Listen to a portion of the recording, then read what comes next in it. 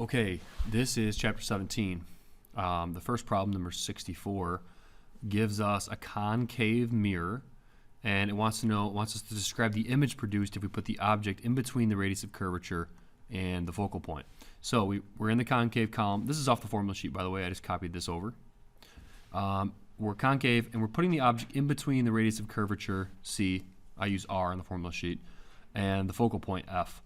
So what we're going to have is an enlarged, inverted, and real image. And that's all we have to write down right there. So following that, you could draw it if you want, but it's going to be inverted. It's going to be bigger, so longer, and it's going to be, the distance to the image is greater than the radius of curvature, and it's going to be inverted, so upside down, and it's real, which means it's on this side of the mirror. Okay, the next problem says light from a star is collected by a concave mirror. How far from the mirror is the image? Well, this light's coming from really far away, so it's all parallel rays. It's going to all converge at the focal point. So what we're looking for is the focal point. Now, we have a simple equation that tells us the focal point is half of the radius of curvature. So it's just 75 centimeters. That's where the image of the star is going to be.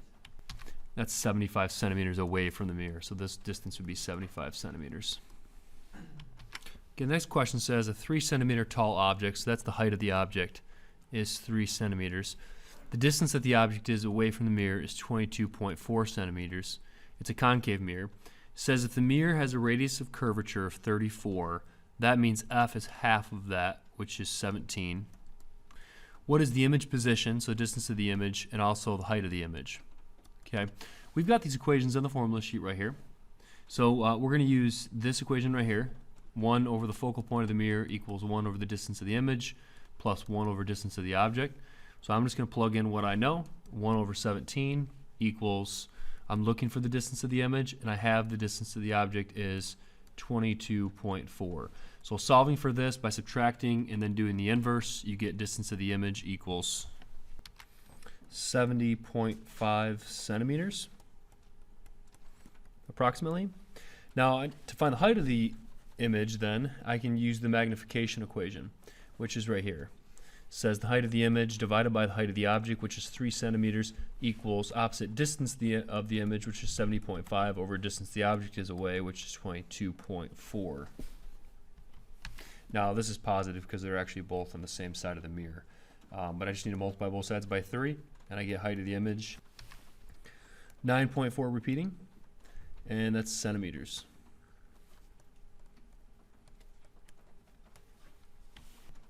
Okay, the next problem gives us an object placed here, and it wants us to draw rays in the diagram to determine the height and location of the image. So I'm going to write down everything we know. We know the distance of the object is 8 centimeters from the mirror.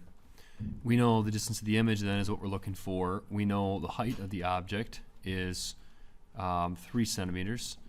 We know the focal point for this mirror is 4 centimeters. So we're going to use the convex mirror. We're going to use this formula though to find out some other pieces of information that we need. So if we fill this out, we get 1 over 4 equals 1 over distance of the image plus 1 over distance of the object is 8. Solve for distance of the image here, and you get 8 centimeters for distance of the image. So now we know the distance of the image is 8 centimeters away. We can use the magnification equation real quick as well, which is right here. Now the height of the object is 3, so I'll plug in 3 there. Distance of the image is 8, and so is the distance of the object. So that means the height of the image is 3.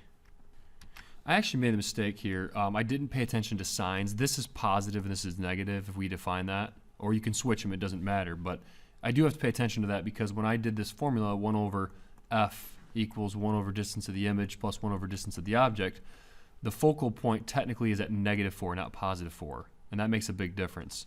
That's the mistake I made. So distance of the object is 8. So when I subtract 1/8 from both sides, I have -1/4 minus 1/8 equals 1 over distance of the image.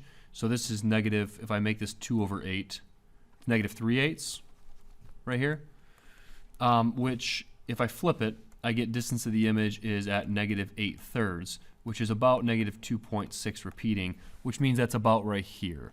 And that's more like it, because we know that when we check this on the formula sheet, which is what I did to make sure I did it right, we know we have a convex mirror, and we're told we should have a reduced virtual image that's somewhere in between the mirror and the focal point. So our image should be reduced and inverted somewhere in between the mirror and the focal point, which makes sense. So now we know I have it right. So when we go to do magnification now, the right way, we have height of the image over height of the object equals distance of the image over distance of the object. So the height of the object is 3 centimeters. The distance that the image is away is negative 2.6 repeating. Double negatives cancel there. Or actually I can keep the negative because I know it's going to be inverted. And then the height of the object, or I'm sorry, the distance that the object was away was 8. So that should give us our answer for height of the image, which is 1 centimeter. So technically that's -1 because it's inverted, so we know that. So now we have height of the image, and we have distance that the object is away, or I'm sorry, distance that the image is away, which was -2.6 repeating. Okay, the next problem says a convex mirror is needed to produce an image 1/2 the size of an object located 36 centimeters behind the mirror. So we know the distance of the image needs to be -36 centimeters behind the mirror. We're asking for the focal length here. We're also giving this relationship here between, it says an image, so the height of the image is supposed to be 1/2 the height of the object. If I use my equation for height of the image over height of the object equals distance of the image over distance of the object, then I can go ahead and plug this in, so I can substitute. This would be 1/2 height of the object over height of the object equals distance of the image, which is -36. And these will cancel. So I get 1/2 equals -36 over distance of the object. So I can solve for distance of the object by dividing 36 by 1/2 or by multiplying by 2. So that means the distance of the object should be 72 centimeters. And we know actually that that's positive, so we can get rid of this negative sign, because we know that with convex mirrors what we have, and you can access this on the formula sheet once again, but with convex mirrors we know that we place the image out here, or I'm sorry, the object out here, and the image is going to be reduced and inverted. Sorry. So that's the kind of the picture you're going to have if you draw on the focal axis. Okay, now we can use our equation, which is this right here off the formula sheet. It's a relationship between the focal point, distance of the image, and distance of the object. You can use it to find the focal point. So 1 over distance of the image is -36, plus 1 over distance of the object is 72. I'll multiply top and bottom of this one by 2, in which case 1 over focal point equals -1 over 72. Therefore, the focal point is -72 centimeters. Okay, 82 then says the object moves from position 1 to position 2. Copy the diagram on a sheet of paper, drawing rays showing how the image changes. So the original image I'll do in blue here. We know that if we look at this, the distance of we have a concave mirror, and the distance of the object is greater than the radius of curvature. So what's going to happen is we're going to get a reduced inverted image that's going to be in between the radius of curvature and the focal point. So we're going to get a reduced inverted image here. Now I'm not sure if it's how high this is. It looks like that's 1.5. Now if we move the object, say we move the object up here, now we've placed it here. We've placed the distance of the object in between the radius of curvature and the focal point. So what's going to happen is we're going to get an enlarged inverted image that's real, and the distance the image is away is going to be greater than the radius of curvature. So we're going to get something enlarged and real down here. Now we could figure out the exact height. I don't know if the problem wants us to do that as well. I don't know why they put these numbers here. But we could figure out the exact height if we knew this height. If we assume that that's 1.5, now we can use our math, knowing the focal point is 1 centimeter away, and knowing the height of the object is 1.5, and knowing the distance that the object is away is 2.5. Well, actually, if we move it to here, then the distance that the object away is 1.5. So we could use this information into these formulas to find out exactly how, big it is and exactly where it's placed as well. Just like we've done in the previous problems.